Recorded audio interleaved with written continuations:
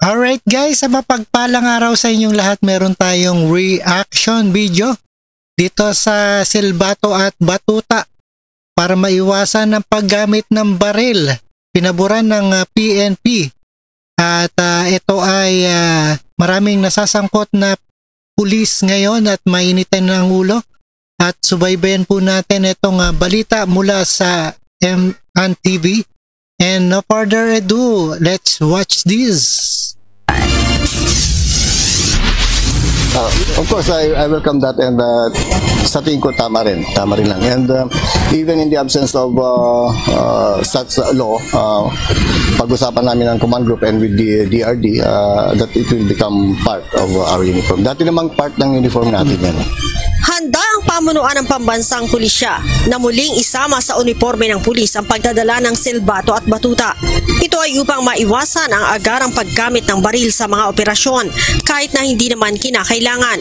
Ang meron kaagad is yung baril. So, ang napag-usap part of our discussion is ibalik yung silbato and other mga modes of how to warn a certain individual to establish a police presence. Kasi para wag na baril agad ang bubunutin na warning shot or whatsoever. Sinabi din ni General Acorda na nag-usap na sila ni dating PNP Chief at ngayon ay Senator Ronald Bato de la Rosa na siyang nagpanukala sa muling paggamit ng silbato at batuta upang maiwasan ang agarang paggamit ng mga pulis ng kanilang armas. Ang publiko, pabor din na ibalik ang batuta at silbato ng mga pulis. Opo, pabor po ako na gumamit ang mga pulis ng batuta at silbato para hindi nila mabaril ang hinahabol nilang mga suspect. Pabor po ako dun sa pito at batuta.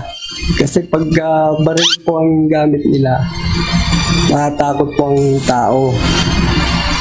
Pwede nila gamitin ang baril pagka ang kalaban nila may baril. Ay kung maghabol lang sila, pito lang. Kaysa baril, kawawa naman ang tao pagka gamitan agad ang baril. Samantala, hilaw naman ang pagtanggap ni Chief PNP sa panukalang paggamit ng taser ng mga tauhan ng PNP. Tingnan natin yan kasi kung anong marami ng klase ngayon na it may be interpreted or prone to abuse din. Tingnan natin, other countries are still using it, others nag-iba yung ibang gamit. Ang panukala ni Senator Bato ay bunsod na rin ang sunod-sunod na insidente ng pamamaril ng mga pulis laban sa mga hinahabol na mga sibilyan. Gaya ng ginawa sa 17 anyos na si Jemboy Baltazar sa Navotas City, gayon din kay John Ace Umpad sa Rodriguez, Rizal. Leia Ilagan, UN. Alright, napanood natin ang maiwasan agad ang paggamit ng baril. Dapat pito muna at batuta. At para maiwasan ang mayabang ng isang pulis kapag may baril din. At maraming salamat. Don't forget to subscribe this channel, Rob Trip, and please